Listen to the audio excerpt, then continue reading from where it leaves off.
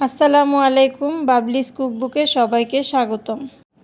আজকে আমি আপনাদের তৈরি করে দেখাবো গরুর সাদা মাংস। চলুন দেখে নেওয়া যাক কিভাবে এই গরুর সাদা মাংস তৈরি করতে হয়। প্রথমে আমি এখানে আগে থেকে ধুয়ে রাখা 1 কেজি গরুর মাংস নিয়ে নিব। এর মধ্যে আগে থেকে কেটে রাখা 2 কাপ পেঁয়াজ কুচি দিয়ে দিব। গরম মশলা দিয়ে দিব। এর মধ্যে 2 টেবিল চামচ আদা রসুন বাটা দিয়ে দিব। এর মধ্যে অ্যাড করব 1 টেবিল চামচ বাদাম, জয়ফল, জয়ত্রী বাটা। 1 কাপ তেল নিব, যেখান থেকে অল্প পরিমাণ আমি ফোড়নের জন্য রেখে দিব আর বাকিটুকু দিয়ে দিব। এখন আমি নিয়ে নিব 1 কাপ দুধ। এখান থেকে অর্ধেকটা আমি মাখানোর কাজে ব্যবহার করব। দিয়ে দিব পরিমাণ মতো লবণ। কাঁচামরিচ দিয়ে দিলাম 13-14টার মতো। এরপর এটাকে ভালো করে মাখিয়ে নিব। লেবুর রস দিয়ে দিব 1 টেবিল চামচ। এটাকে এবার চুলায় ঢাকনা দিয়ে ঢেকে দিব।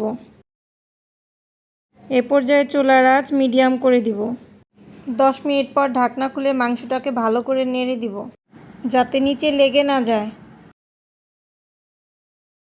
ভালো করে মাংসটাকে কষিয়ে নিতে হবে।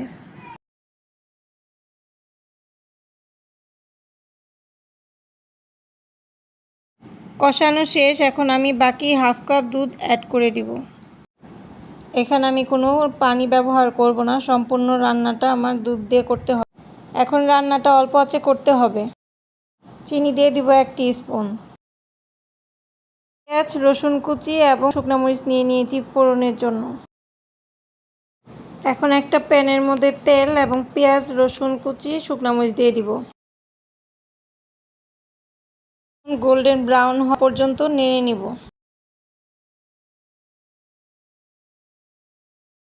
ব্রাউন হলে এখন আমি মাংসের উপর দিয়ে ঢাকনা দিয়ে ঢেকে দিব।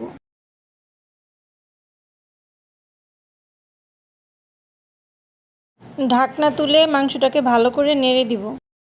অল্প আঁচে রান্না করা মাংসটা অনেক সফট হয়ে গেছে। রান্নার এ পর্যায়ে এখানে আমি 1 টেবিল চামচ ঘি দিয়ে দিলাম। গরুর সাদা মাংস রান্নাটা শেষ।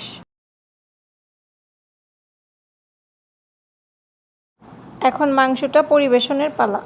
পরিবেশনের জন্য এখানে আমি পেঁয়াজ বেরেস্তা ও মরিচ কুচি দিয়ে দিয়েছি। পোলাও অথবা রুটির সাথে এটা একবার হলো বাসায় সবাই ট্রাই করবেন। যদি রেসিপিটি ভালো লেগে থাকে তবে লাইক, কমেন্ট, শেয়ার করবেন।